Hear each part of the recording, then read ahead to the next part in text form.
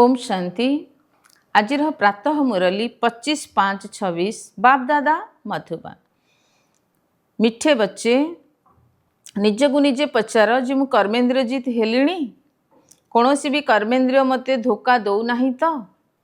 आज प्रश्न, कर्मातीत होगापी तुम संतान मानू निज सहित क्यों प्रतिज्ञा करने को हब? उत्तर, निज सहित निजे प्रतिज्ञा कर कौन सी भी कर्मेन्द्रिय केबे भी चलायमान न हुंतु। मते निजर कर्मेन्द्रिय मानू अधीन रखा हब। बाबा जो सब निर्देश देइछन्ति सेगुड़ी को कार्यकारी करने को हब। बाबा कहते मिठे बच्चे कर्मातीत होगाकू हेले कौनसी भी कर्मेन्द्रिय द्वारा विकर्म कर नहीं। माया बहुत शक्तिशाली, आखि बहुत धोकेबाज, से निजको संजतरे रख। ओम शांति। धारणा पाई मुख्य सारांश 1 नंबर, निज भितर जहाँ किछि भी खराब अभ्यास रही से गुड़ी को जांच करी बाहर करने मेहनत करने को हब। निजर सच्चा सच्चा चार्ट रखा हब। बाबांकर निर्देश अनुसार चलने को पड़ो।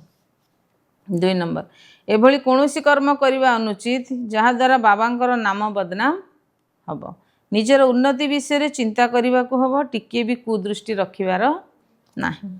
आजिर वरदान, स्थूल बा सूक्ष्म प्रत्येक आज्ञा को पालन करुथिबा संपूर्ण आज्ञाकारी भव। स्थूल आज्ञा गुड़ी को पालन करिवार शक्ति से ही पिलामानक भीतर आसीपर जो मैंने सूक्ष्म आज्ञा गुड़ी को पालन करुथिबे। तेबे सूक्ष्म एवं मुख्य आज्ञा है निरंतर जोगयुक्त स्थिति स्थित रहिबा, मन वचन कर्म पवित्र हेबा। संकल्प मध्य अपवित्रता व अशुद्धता नथिबो। यदि संकल्प मध्य पुराणा अशुद्ध संस्कार स्पर्श करुछि तेबे संपूर्ण वैष्णव व संपूर्ण पवित्र कुहाजिबो नाही। सेथिपई गोटिए भी आज्ञा मिली नथिबा संकल्प चलिबा उचित नुहे, तेबे कुहाजिबो संपूर्ण आज्ञाकारी।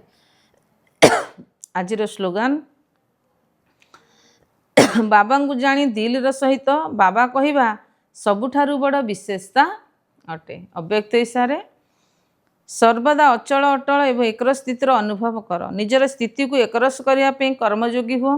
कर्मयोगी सम्मुख को किए किपरि मनोभाव नहीं आसु से किंतु सर्वदा कहूँ न्यारा एवं प्यारा स्थिति रुह।